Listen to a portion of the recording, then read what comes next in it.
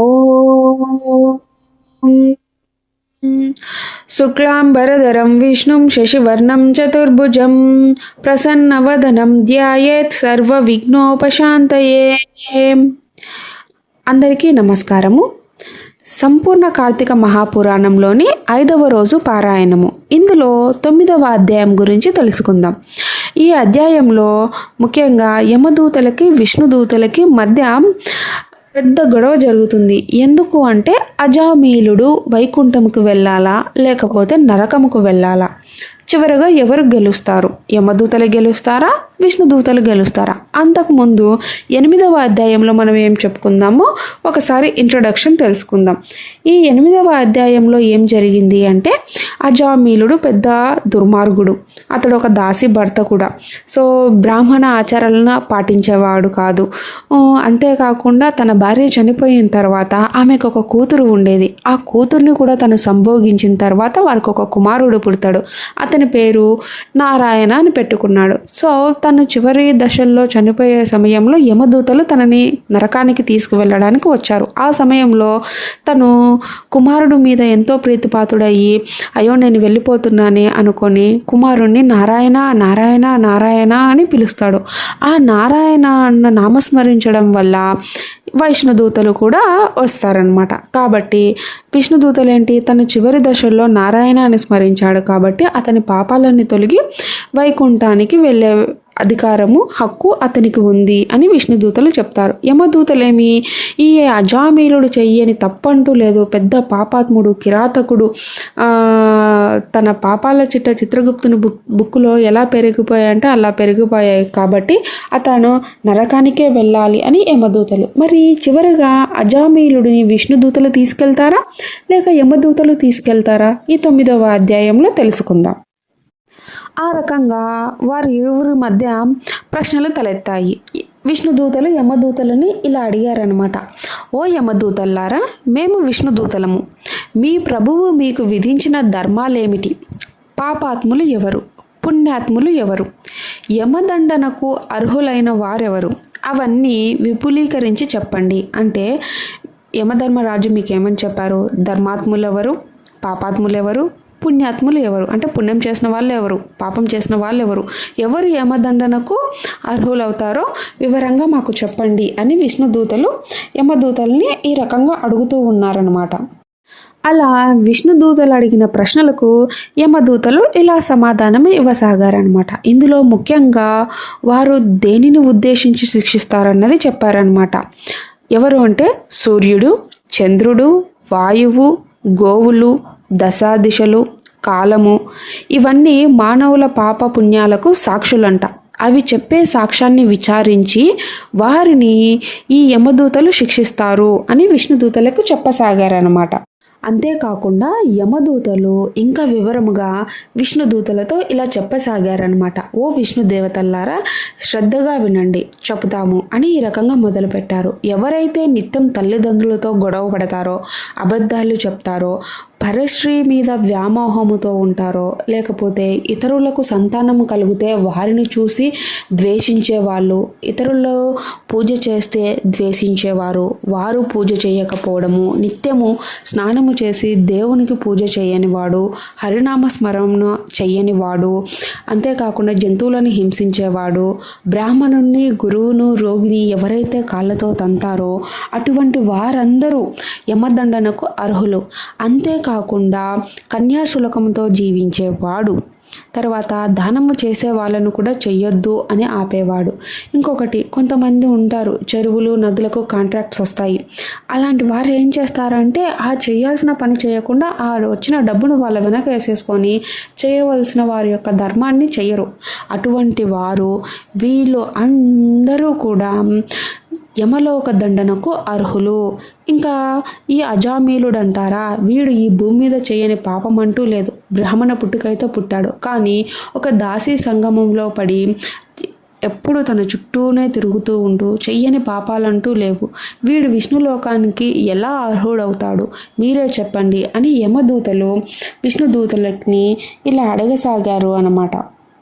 ఆ రకంగా యమదూతల యొక్క సమాధానాలు విన్న విష్ణుదూతలు ఈ రకంగా చెప్పసాగారు. ఓ యమదూతల్లారా, చెప్తాము వినండి అని ఈ రకంగా మొదలుపెట్టారు. ఏమని చెప్పారంటే, ఎవరైతే హరినామ స్మరణము నిత్యము చేస్తూ ఉంటారో, పారాయణము చేస్తూ ఉంటారో, భగవద్గీతను చదువుతూ ఉంటారో, లేదా భగవద్గీతను వారి ఇంట్లో ఉంచుకున్నవారు, తులసి చెట్టును వారి ఇంట్లో ఉంచుకున్నవారు, లేకపోతే తులసి పూజను నిత్యము చేసేవారు, తెలిసి కానీ తెలియక కానీ హరినామ సంకీర్తనము చేసేవాళ్ళు పాప విముక్తులు అవుతారు. అంతేకాకుండా సూర్యుడు మేష, తుల, మకర సంక్రాంతులందుండగా ప్రాతః స్నానమును ఎవరైతే ఆచరిస్తారో వారెవరూ కూడా యమదండనకు అర్హులు కాదు. ఓ యమదూతల్లారా, ఇన్ని మాటలెందుకు? ఎవడైతే అవసాన కాలంలో ఒక్కసారైన హరినామ స్మరణము చేస్తాడో వాడు విష్ణులోకానికే వస్తాడు. అనగా తన చివరి కాలంలో నారాయణ నారాయణ అని హరినామం ఎవరైతే చేస్తారో వారి పాపములన్నీ పోయి వారు విష్ణులోకానికి మాత్రమే వెళ్తారు అని ఈ రకంగా యమదూతలు చెప్పసాగారు.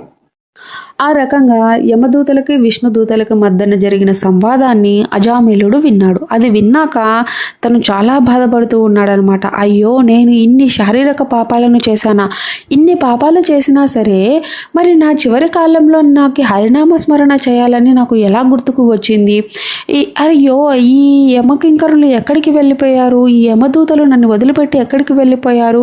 నేను నరకానికి అర్హుణ్ణి కదా, మరి ఈ వైకుంఠంకి ఎలా వచ్చాను? అంటే నా చివరి కాలంలో హరినామము స్మరించడం వల్ల నేను వైకుంఠంకు వచ్చి తినా? ఆ సమయంలో నేను నారాయణ అనాలని నాకు ఎలా గుర్తుకు వచ్చింది? ఒకవేళ బహుశా నేను నా పూర్వజన్మలో చేసుకున్న పుణ్యఫలమే నన్ను ఇప్పుడు కాపాడిందేమో అని అనుకుంటూ హరినామ స్మరణం చేస్తూ ఉండిపోయాడనమాట. ఆ రకంగా వశిష్ఠ మహర్షి ఇలా చెప్పాడు.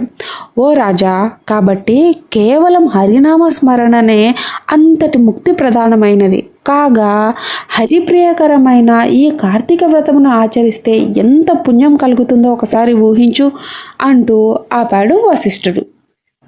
ఇంతటితో 9వ అధ్యాయము సంపూర్ణం. ఇప్పుడు 10వ అధ్యాయంలో అజామిలుడి యొక్క పూర్వజన్మ గురించి తెలుసుకుందాం. ఇప్పుడు వశిష్ఠ మహర్షిని జనక మహారాజు ఇలా అడుగుతున్నాడనమాట.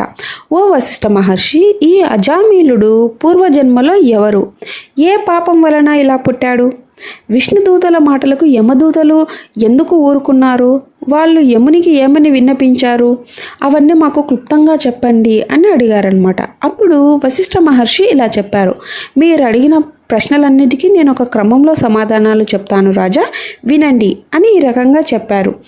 విష్ణు దూతలతో తిరస్కరించబడిన యమదూతలు తమ ప్రభువైన యముని దగ్గరకు చేరి ఇలా చెప్పసాగారనమాట. అయ్యా, పాపాత్ముడైన దుర్మార్గుడైన ఆ అజామీలుడిని విష్ణుదూతలు మా దగ్గర నుంచి విడిపించుకొని వెళ్ళిరి. మేము ఉత్త చేతులతో మీ దగ్గరికి వచ్చాము. ఎందుకని విష్ణుదూతలు అతన్ని తీసుకువెళ్ళారో, మేము ఎందుకు నరకంకి తీసుకురాలేకపోయాము? అతను చాలా పాపాత్ముడు కదా, మాకు తెలపండి అని ఈ రకంగా కింకర్లు అడగసాగారు. అప్పుడు యమధర్మరాజు కాస్త కోపంతో వారిని చూసి ఆ తర్వాత జ్ఞాన దృష్టితో చూస్తాడనమాట. ఈ అజామీలుడు తన చివరి కాలంలో హరినామ స్మరణం చేయడం వల్ల తన పాపాలన్నీ పోయి వైకుంఠ ప్రాప్తిని పొందాడు. అతనే కాదు, ఎవరైతే తన చివరి కాలంలో హరినామంను అయితే స్మరిస్తారో వారి యొక్క పాపాలన్నీ పోయి వారు అందరూ కూడా వైకుంఠ ప్రాప్తిని పొందుదురు. అందుకు ఉదాహరణగా తెలిసో తెలియకో ఎవరైతే అగ్నిని తాకుతారో, దహించాలని అగ్నికి కోరిక లేకపోయినప్పటికీ సమస్త జాతులను అగ్ని దహించును. అదే విధముగా తెలిసో తెలియకో హరినామమును ఎవరైతే చేస్తారో వారికి వైకుంఠ ప్రాప్తి లభిస్తుంది అని కింకర్లకి ఎంతవరకు చెప్పాలో అంతవరకు చెప్పి యముడు అక్కడి నుంచి వెళ్ళిపోతాడనమాట. ఇప్పుడు అజామీలుడి యొక్క పూర్వజన్మ గురించి తెలుసుకుందాం. అజామీలుడు పూర్వజన్మలో సౌరాష్ట్ర దేశస్థుడు. అక్కడ తను శివార్చకుడిగా ఉండేవాడు. అప్పుడైనా సరే ఆ జన్మలో కూడా దుర్మార్గుడే, పూజ అనేది చేసేవాడు కాదు. అర్చకుడు అంటే అర్చకుడు అంతే, అంతకు మించి ఇంకా మిగతా పనులు ఏమి చేసేవాడు కాదు.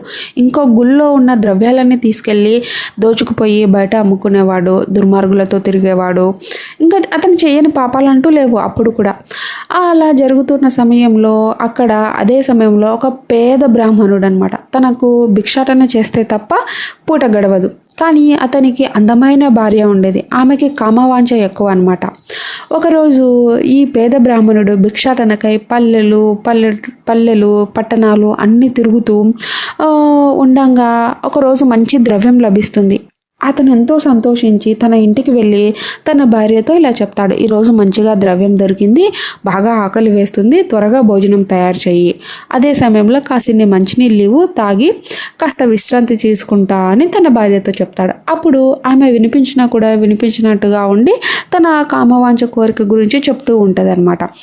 అలా వింటూ ఉన్న బ్రాహ్మణుడికి బాగా కోపం వచ్చి చేతికి అందిన కర్ర తీసుకొని ఆమెను కొడతాడు. కొడితే ఆమెకు కోపం వచ్చి తన పిడికిలి బిగించి భర్తను కొడుతుందనమాట. దానితో భర్త బాధపడి కోపంతో ఇల్లు వదిలి వెళ్ళిపోతే ఈమెంటి నువ్వు లేకపోతే ఇంకా నాకు ఎవరు లేరా అన్నట్టు తనను వదిలేసుకొని అతను తెచ్చిన భోజనాన్ని మంచిగా తిని చీరలు నగలు వేసుకొని తన కామవాంఛ తీర్చుకోవడానికి బయటికి వెళ్తుంది. అలా వెళ్తూ ఉండగా ఒక అతను కనిపిస్తే అతనికి తన కామవాంఛ గురించి చెప్తుందనమాట. అప్పుడు అతను, కుదరదు, నువ్వు వివాహం చేసుకున్నావు, నీకు భర్త ఉన్నాడు, ఇలా చేయకూడదు, పైగా నువ్వు బ్రాహ్మణ స్త్రీవి, ఇలా చేయడం తప్పు అని చాలా రకాలుగా చెప్పి చూస్తాడు. అయినా ఆమె వినకపోతే అతనికి కోపం వచ్చి కొడితే ఆమెకు కూడా కోపం వచ్చి తిరిగి అతన్ని కొట్టి అక్కడి నుంచి బయటికి వెళ్ళిపోతుంది అనమాట. అలా కామవాంఛతో తిరుగుతున్న ఆమెకి ఈ శివార్చకుడు అంటే ఎవరు, మన అజామీలుడు పూర్వజన్మలో శివార్చకుడు కదా, అతను కనిపిస్తే అతనికి తన కామవాంఛ గురించి చెప్తే అతను అంగీకరిస్తాడు. తనకి ఇంకా ఎక్కువ అన్నమాట. ఈ కామవాంఛ కూడా అతనికి కూడా చాలా ఎక్కువ. ఎవరైతే ఏంటి వచ్చింది పోదాం అన్న రకంగా ఉన్నాడు. సరే అని ఆ రోజు రాత్రి ఇద్దరు సుఖిస్తారనమాట. సుఖించిన తర్వాత ఈమెకి గుర్తుకు వచ్చి, అయ్యో ఎంత పెద్ద పాపం చేశాను, ఎంత పెద్ద తప్పు చేశాను అని గుర్తు చేసుకొని తన భర్త ఎక్కడ ఉన్నాడో వెతుక్కుంటూ వెళ్ళిపోతుందనమాట. ఈ బ్రాహ్మణశ్రీ వెళ్ళి తన భర్తను కాళ్ళ చేతులా పడి ఏదో బ్రతిమలాడుకొని తిరిగి తన ఇంటికి తీసుకెళ్తుంది. అలా ఈ శివార్చకుడు ఆ బ్రాహ్మణశ్రీ ఇద్దరు వాళ్ళ మరణాంతరము ఎన్నో నరక బాధలు అనుభవించి తిరిగి భూమి మీద జన్మిస్తారనమాట.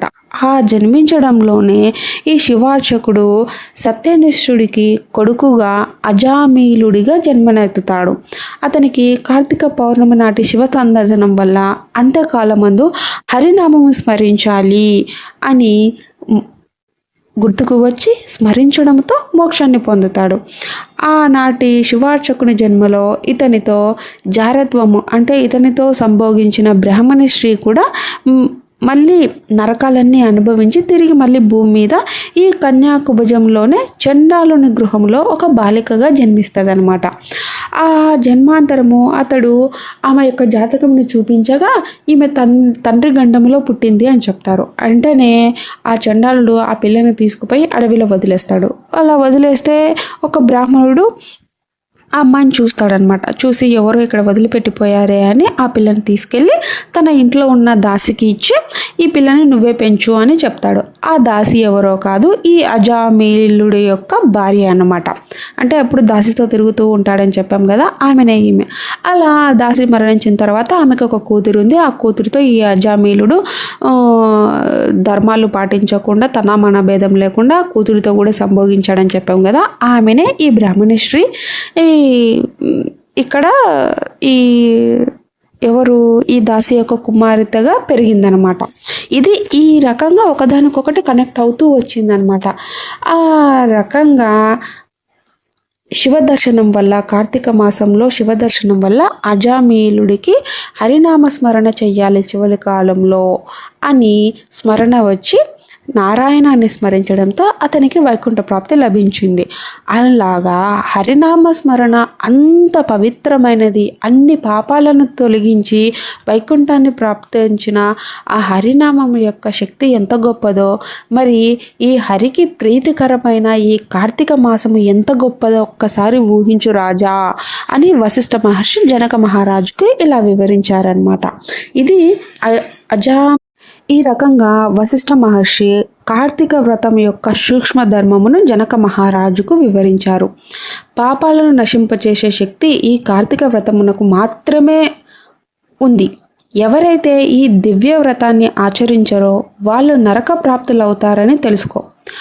పాపనాశి అయిన ఈ కార్తీక మహత్యాన్ని శ్రద్ధాభక్తులతో విన్నప్పటికీ కూడా వారు మోక్షార్హులయ్యి వైకుంఠంకి చేరుదురు. ఆసక్తులైన వారికి పావన హృదయంతో ఈ మహత్యాన్ని వినిపించేవాడు వైకుంఠ గతుడయి విష్ణువుతో కలిసి సుఖించుడు. ఇంతటితో కార్తీక పురాణము 9వ 10వ అధ్యాయము సంపూర్ణం, అనగా 5వ రోజు పారాయణము సమాప్తము. తిరిగి 11వ అధ్యాయము 6వ రోజు పారాయణము నెక్స్ట్ వీడియోలో తెలుసుకుందాం. అంతవరకు స్వస్తి.